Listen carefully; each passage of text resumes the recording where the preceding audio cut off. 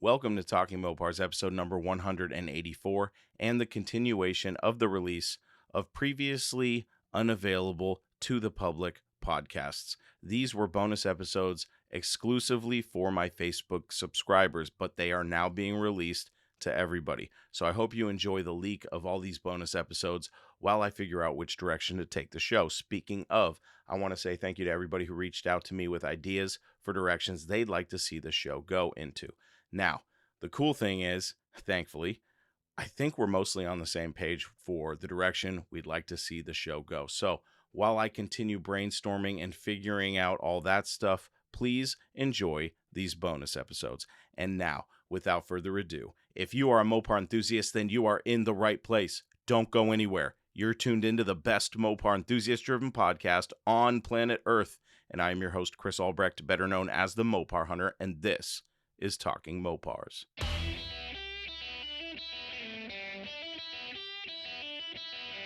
You're listening to Talking Mopars with the Mopar Hunter, your direct connection to all things Mopar.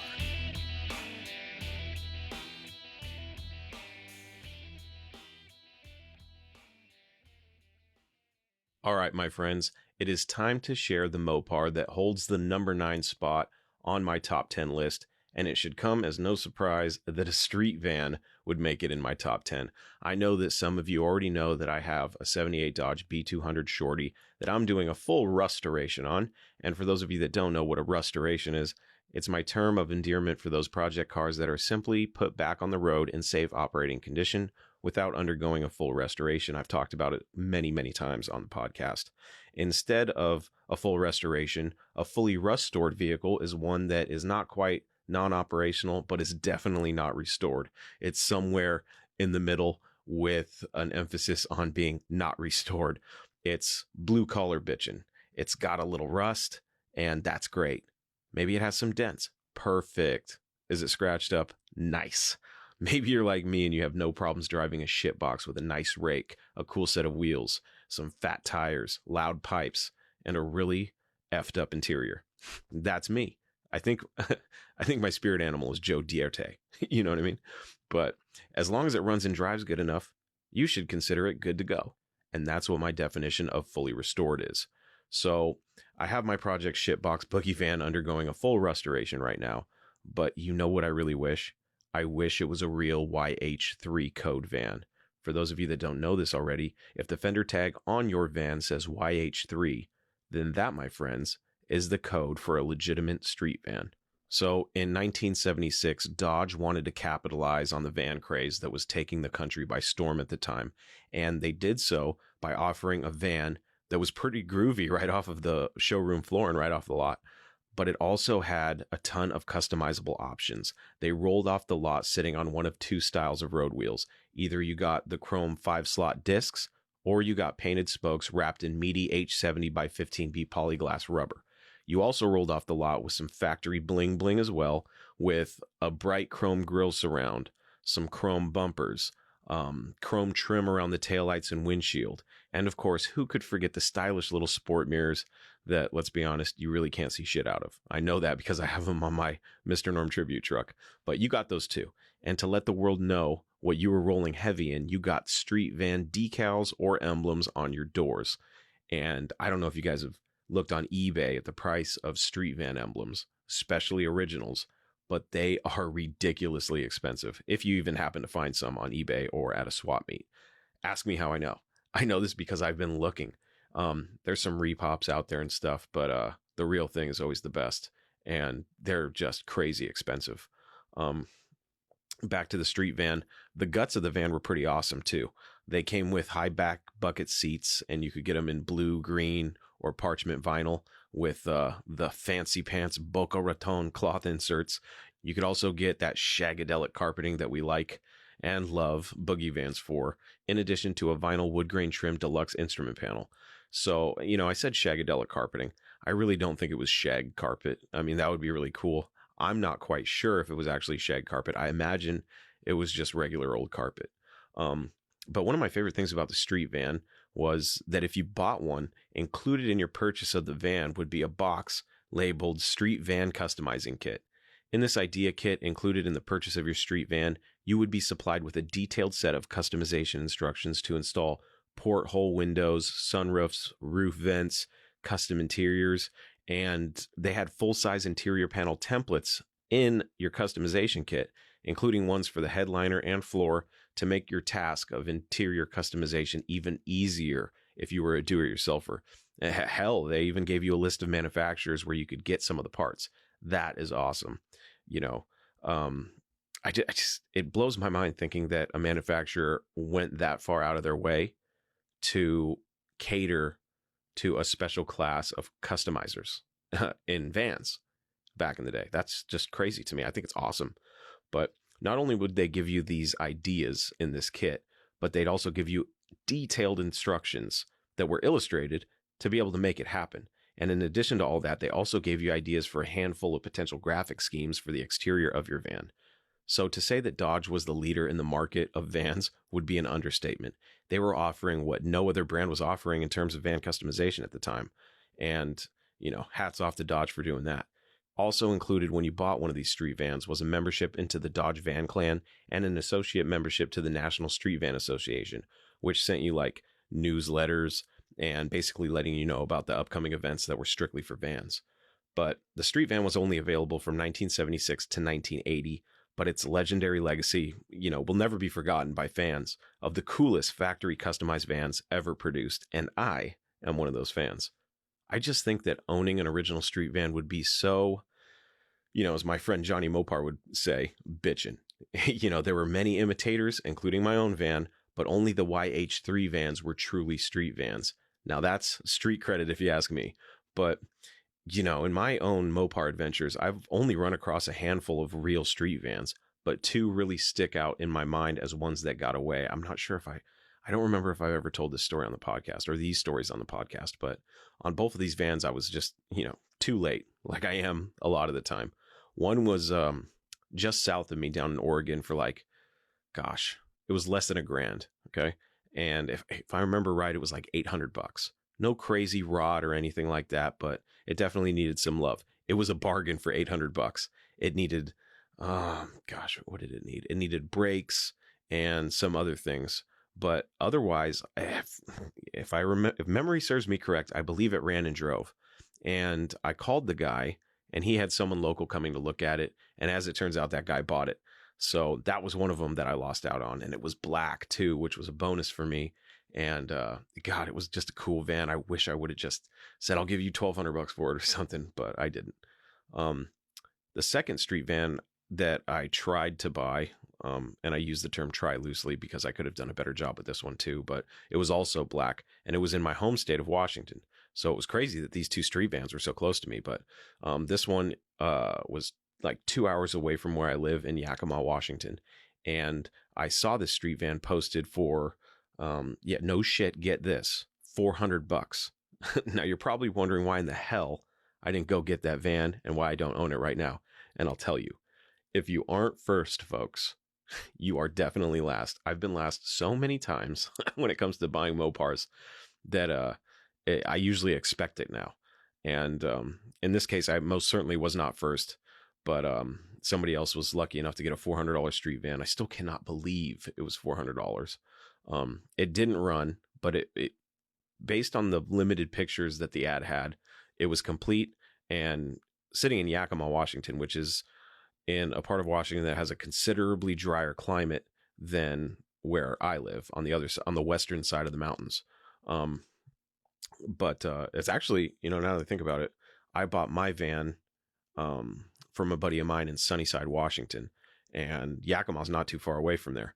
And it's funny because when I went to go pick up my van, Dustin, the guy I bought it from, he took me like, gosh, it wasn't even a mile from his house, it seems. It was like, you could almost see it from his house. There's another boogie van just sitting in somebody's yard, like in this field. And I think I should follow up on that someday.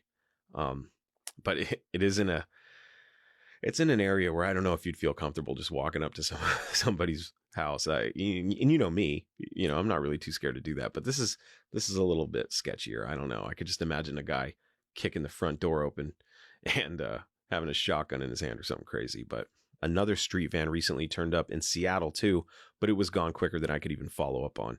I believe that one was yellow, and gosh, I don't think it was black. Maybe it was black. I want to say that it was yellow, but it was a rot box, and it was so bad. But it was a street van. It had the emblems, but the guy also wanted like around $3,000 for it. It was like 2,800 or something like that. And it had so much rot, I didn't even consider buying it. But being a true Dodge boogie van enthusiast, I just wouldn't feel right if I never got the chance to own a real YH3 street van. I've been seeing a lot of vans pop up for sale recently on Craigslist because, yes, I know that I dropped the Mopar Hunter moniker off of all my social medias and stuff, but I still hunt Mopars. And since you're listening to this episode, that means you're a supporter of the podcast and you're wondering where these videos are. And I thought it would be fun to do 12 Mopar hunts because it's something I love to do and I haven't done it in a while. So I thought it would be fun to supply you guys with that. So that's a little sneak tip about what's coming as far as the videos for the rest of this year. I'm sure next year in 2022, we'll get into some other types of videos and stuff. But for now, I thought it would be a fun way to close out the year.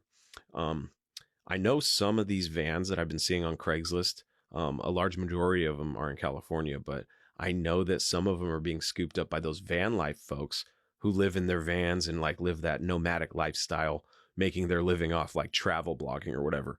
But I honestly don't know how I feel about that. On one hand, it's cool that these custom vans are being used and getting to see some miles again. But on the other hand, the demand for these things has grown to a point where it's becoming hard for vanners to get their hands on reasonably priced boogie vans when not too long ago, people were practically giving them away. So many of these vans are ending up in the hands of these travel bloggers, but I guess it's better that than ending up in a wrecking yard. So many vans got scrapped. It makes me sick to think about it. I've seen some pictures online of vans in wrecking yards, and I'm just like, gosh, that's crazy. One of my buddies sent me a picture of a van in a wrecking yard that had the roof rack on it that has the little pentastars. I really wanted it, but I don't think I'd ever actually use it because my van's got, it's going to get at least one sunroof. I actually have two sunroofs right now for it. I'm just deciding on which one I want to use, if not both of them. But I also have one of those pop-up roof vents. And I just thought it might look a little weird with the roof rack because I really wouldn't be able to put too much on it because the roof vent would be right there. And to be honest, I kind of want to put a wing on the van. Yeah, believe it or not, that was pretty popular. I know we make fun of the Hondas and stuff with these big wings, but a lot of these vans used to have wings. And I kind of want to put a wing on mine. I haven't really decided which one, but I think it will be one of those newer style wings, but I don't want it to be too tall. But anyways, that's a story for another time. Maybe we'll do a video on it or something. I don't know. But I guess I should be grateful that I actually have my van. And I love it. Don't get me wrong. But I would definitely be lying to you if I said that I didn't care that it wasn't a real street van.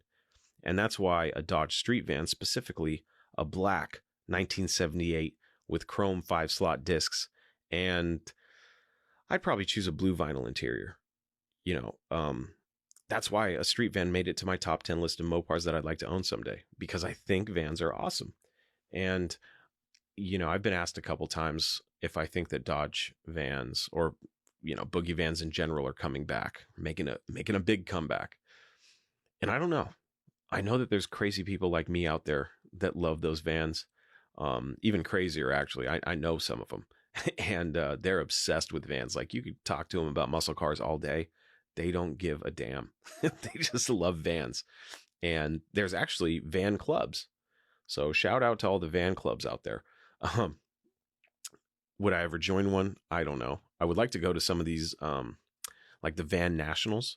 Those are still happening. And it's where the hardcore of hardcores go to show off their vans. I think getting my van done and going to that event and doing like interviews and getting some cool video content of all these vans and all these modern day vanners would be a lot of fun. And it's not just modern day vanners too. You got the old school guys that are, the hardcore 2%ers that have never stopped vanning. They've been vanners from the beginning. And I think that's really cool. Those are the OGs, the original gangsters of vanning. And, my van right now, I got the ground effects kit for it, the flares. So I have the 5-piece flare kit. I need to get that fitted. I've been thinking about getting one of those cool phantom grills.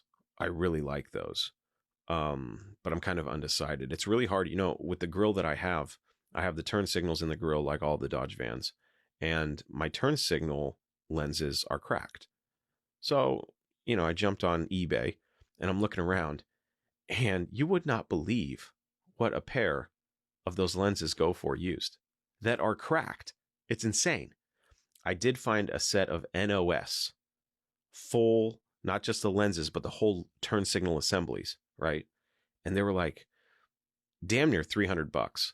And I just, at the time, I couldn't justify spending that kind of money. And then they went away. They got sold. And I realized I made a huge mistake because I cannot find a clean set anywhere. So if you know where a clean set of turn signal lenses for a Dodge Boogie van are, I will give you a decent chunk of coin for them, as long as they're not cracked and as long as they're perfect. I've actually looked into buying, I see a lot of RVs, Dodge RVs for sale that are, pieces of shit. But the grills on some of them are really clean. Even the seats are clean. So I'm like, God, and they're selling these things for like less than $1,000. And I'm like, well, maybe if it has a big block in it, maybe I could buy one of those RVs, strip it of everything I would need for the big block.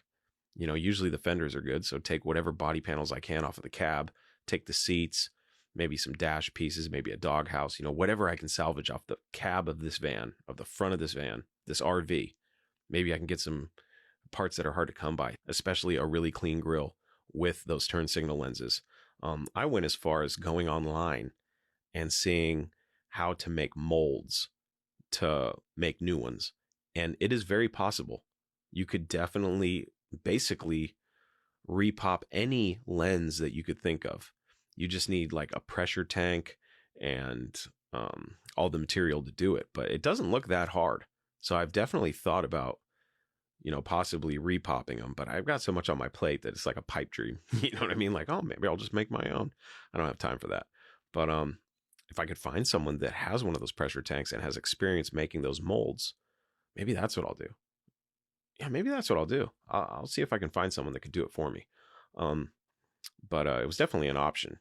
But like I said, they are hard to find in good shape. And, there's cracked ones on there right now, but they are expensive. And I've got, I got the ones on the van, and I have 2 spare grills. One that I bought that has some decent lenses in it. They're better than the ones I have. And I also have a grill. I bought a grill with the turn signal lenses for $50, and it was hanging in this guy's garage for I think he said 20 years, and they're really clean. They do have little cracks in them, but I mean, they're better than what I got now. So I may just throw that grill with those turn signals in the van and wait to buy a phantom grill for it. But it's got the wheels and tires, and it's been sitting up on jack stands. Because since it's not drivable, I don't know, I have this thing for putting a vehicle on the ground and just letting it sit there. You don't want flat spots in the tires. And the van hasn't really been sitting that long, but I just didn't want to have to deal with that. So I put it on jack stands. And when I put it on the ground, it's also got air shocks in the back that I aired all the way up just to see what it would look like. So I put this thing on the ground, and it has a healthy rake to it. I love it. So I'm really excited about that. The problem is to put it outside, I need to put the roof vent in it. And I think it's too tall to make it out of my garage. So I got to lower the air shocks and see if I can get it outside. But it also, before I even think about taking it outside, I need to change the weather stripping. And my dad, bless his heart, he likes to go to the pick and pull yards and just see what parts he can get. And every time he sees a van, he just and it's got good weather stripping, he yanks it out for me. So I've got a couple boxes full of weather stripping. So I need to put I need to put some of this used weather stripping that's in good shape in my van so that the doors seal really well. And, it's just, the van's just a fun project. I can't wait to tackle the interior, which is coming here really soon, probably in the next couple weekends. But I like the rear window conversion that I did. It now has a pop-out window from the side of a newer van as the back window. So now I can pop that open and get, carbon monoxide poisoning. So that'll be fun. But my wife was asking me what I wanted for Christmas. And I was like, what some side pipes for the van would be sweet. So I think I might be getting some side pipes for that thing. So that's going to be fun. I also just bought a new carburetor. I got a Holley 600, a Street Warrior. So that'll be good. And an intake manifold. I bought a used intake manifold that was in pretty good shape. It's a nice aluminum piece. So I think that'll help for a while. I had to put a new distributor in the van, new plug wires, and it got a tune-up. It still runs a little rough. The timing is definitely off. So I have to time it. I popped the hood to time this thing, and I can't even do it from under the hood. I got to get underneath the van. And as I was sitting, this is how stupid I can be sometimes. I'm sitting there like, how the hell am I supposed to time this thing when I can't see shit? You know what I mean? And I'm like, how in the hell? And then I realized I'm going to have to do it from the bottom. So I'm going to need like my dad's help or help from one of my buddies to do that. But that's something I'm looking forward to, because the van does run again. And one of the options this van has, and I didn't even think about it because I'm having it run off of a gas can right now. I put a new fuel pump in it. And if I remember right, the previous owner, Dustin, told me that he was having problems with it getting fuel.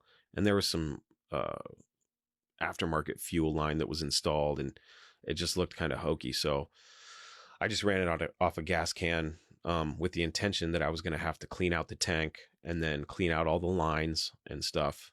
I don't know if I mentioned this on the podcast, but I went to pour gas in the thing just to see if I could get fuel to the carburetor from the tank using the sketchy looking line. And I poured gas in it and dumped right on the ground. And I was like, what the hell's going on? So I get underneath the van, and the hose that goes into the tank from the fuel filler is like rotting. So it's just pouring out. So I need to get a new one of those. I can't find a part number. So I'm going to pull the hose off, and I'm just going to take it to the store and see what kind of fuel hose they have for that connection from the filler neck to the gas tank. But the cool thing about the gas tank, like I said, I was thinking I was going to have to clean it out and stuff. It's actually like plastic. And what I didn't realize was my van has an option for a 36-gallon gas tank. And I guess those were plastic. So I don't have to worry about rust inside the tank. I'll probably still clean it out just to be safe. But I definitely want to look into the fuel lines, make sure those are good, and replace any type of rubber hose that may attach to this gas tank. So I know the filler neck hose is one of them, and there was another one that looked like it could possibly be leaking fuel, but I don't know why. It looked like a vent hose to me, but it was wet after I poured the fuel in, so I don't understand. I got to get back underneath that thing. It was a really quick thing that I tried to do, and I gave up on it really quick once I saw the fuel hitting the ground. So I got to do that. But the van, I mean, it runs. It just runs a little rough.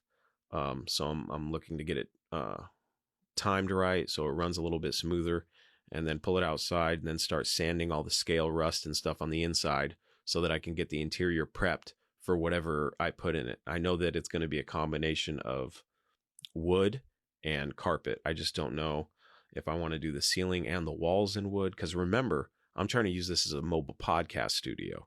And, if the whole thing was wood on the inside, the acoustics would be awful. I need something like carpet, like shag carpet, to absorb some of that sound. But I do want some wood in there. So I'm tossing around a couple ideas and whatnot, but the van still kind of has a long way to go. And, I'm looking forward to building it. I think it's going to be a lot of fun. When I bought the Mr. Norm truck, it was like, okay, I have this running and driving Mopar now, which is awesome. I want to put a Hemi swap in it. I've got the 2012 5.7, that'll be a good temporary Hemi until I can get something cooler, like a 6.4. Gosh, if I had the money, a 6.2 Hellcat would be amazing. I know one guy is doing a Hellcat swap in a van, and it looks like it's awesome. I don't know how much progress he's made on the project, but it's definitely something that I need to keep a closer eye on. But getting my truck, there's really not much I have to do to it. It's pretty much just enjoy it and keep it tuned, and maybe little things here and there, but nothing crazy. It's not like a full-on restoration or full-on build. So the van's gonna wet my beak for a project for a little bit. And then, of course, being a Mopar guy, I know that some of you listening, if not all of you, you have to have a Mopar project in your life. But thankfully, I have the van to keep my sickness at bay. But I know that I need something else. I don't know if I should even say this, but I have a line. Okay, so this is some bonus content for you guys that that are supporters of the show. I have a line on a 1970 Dodge Challenger for $1,500. Okay, it's in the same shape basically as my Dart was when I bought it for $1,500. So in my head, and I haven't talked about this yet. Nobody really knows about this except for the guy I'm buying it from. Did I say I'm buying it from him? I haven't got the deal set in stone yet, but I made him an offer and he accepted it. So it's a matter of getting the money in his hands. I just wanted to see if he would take the amount of money I was willing to offer, which was $1,500, and he said yes. So now I'm like, okay, let me get through Christmas. I know tax season's coming and Uncle Sam's probably going to want a piece. So I need to see where I fall after that, and then hopefully put $1,500 in this guy's hand and take this Challenger. Now, I said it was in this, or it is in the same shape as my Dart was, and my Dart was pretty much a rolling shell. That's what the Challenger is. It is just stripped. This thing is a bare shell, which is a huge project, but it's in great shape, all things considered, you know. So I think that might be next on the plate after the van. I think I'm going to grab that Challenger. And you're probably wondering, you know, since this is some bonus content, I guess I'll tell you what my plans are for it. I really like old school nostalgic drag racing. I love super stocks, the pro stock cars, you know, the Dick Landys, the Sox and Martins. Those cars are awesome. And I've talked many times on the podcast about wanting a nostalgic drag car. And when I saw this Challenger shell, it's not something, it's a JH car. So it was originally a 318. It is a floor shift car, automatic, green, of course. But when I saw it, it's really not worth my time to do a full restoration on it, or money for that matter, because it's just a JH car. But it's so solid, it would be a crime to not do something with it, you know? So in my head, I thought, what if I built an old pro stock or super stock tribute? And I think technically it would be a pro stock car, because that's what Dick Landy's Challenger was. And when I see Dick Landy's Challenger, that's the stance, that's the look. I would have to do my own paint scheme on it or whatever I decide to do, but that's what I want it to look like. And I think I could get it done for reasonably cheap. I mean, cheap, I use that term relatively. But you know, let's say I get this thing. This is what I have: the big block. I have the 400, you know, the 451 stroker. Unfortunately, my machinist friend that was building it for me and machining it and doing all that stuff, he got backlogged with a bunch of work. And because he owns his own business, and he actually got diagnosed with cancer, which is, you know, a super bummer. I feel so bad for him. And he ended up shutting his business down. And unfortunately, that meant that my project that was on the back burner, you know, to kind of do in his spare time and whatnot, you know, never came to fruition. So now I have the block back and all the parts needed to put it together, with the exception of I need to figure out what I'm going to do for cylinder heads. So I have the 451, so I'm gonna build that myself. I need a crankshaft for it too. Now that I think about it, I need a stroker crank. So I think that the Challenger would be a good home for that big block. And I was thinking about it, and I was like, okay, you know, I know prices of restoration parts, and I'm thinking in my head, gosh, it would be a few grand just to get some interior in this thing. And I'm like, well, you know, if it's a race car, you really only need, you know, you really don't need much, a couple seats, you know. But I was thinking it would be cool to put an unrestored ratty dash in it, a ratty console, ratty door panels, and ratty seats. No headliner, everything from the seats back still stripped. I'd probably mini tub it or tub it out, and then have some tin work done to it. But I have a buddy at work who's a fabricator, He works in the weld shop at work, and he told me he could TIG weld me up a cage, 10-point cage, certified for 850s in the quarter mile for like $1,000. So I would just have to buy one of the, S&W race car kits or whatever. So, I'm sitting here thinking like, okay, could I really pull off this Challenger race car build on a budget? Could I have that thing? Could I get in that thing, start it, and drive it down the street for 10 grand or less? I think it's possible. And I really think that I'm leaning towards buying that car and trying to make that project happen a little bit down the line, So I guess that's a little inside baseball with what I've got going on. I haven't told anybody about it really. So you guys are pretty much the first people publicly, aside from my wife, the guy I'm buying it from, and maybe one or two guys at work, that I've told about the possibility of me getting this Challenger, for real. So congratulations, a little inside baseball on what I may or may not have planned. It's not a done deal. It's not a for sure thing yet, but it's definitely something that I've been thinking about and I'm taking very seriously. So it would be nice to have an e-body. I've never owned an e-body, and a Challenger, a 70, has always been one of those cars where I'm like, God, it'd be cool to have one of those. I wish it was an RT, but if you can find me an RT Challenger shell for $1,500 that isn't a complete rot box, let me know. I'll give you a $500 finder's fee. Okay. But that's where we're at. What were we talking about? We were talking about the street van. So the street van made it to number 9 on my top 10 list of Mopars that I'd like to own someday. On that list was not a stripped out 70 Challenger, but I guess it's going to be in my garage before anything on this top 10 list. So that's what's going to happen. Hopefully a Challenger, and hopefully someday I'll also have a real street van.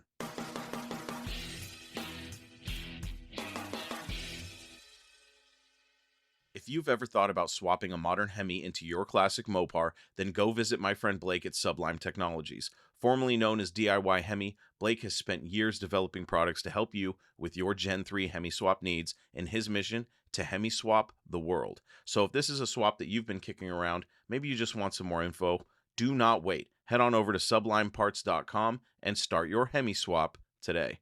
There you have it, my friends. Another episode of Talking Mopars is in the books.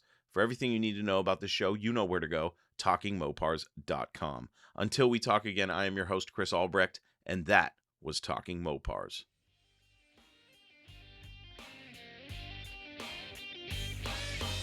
Thank you for listening to Talking Mopars, your direct connection to all things Mopar. Until next time, remember, no Mopar left behind.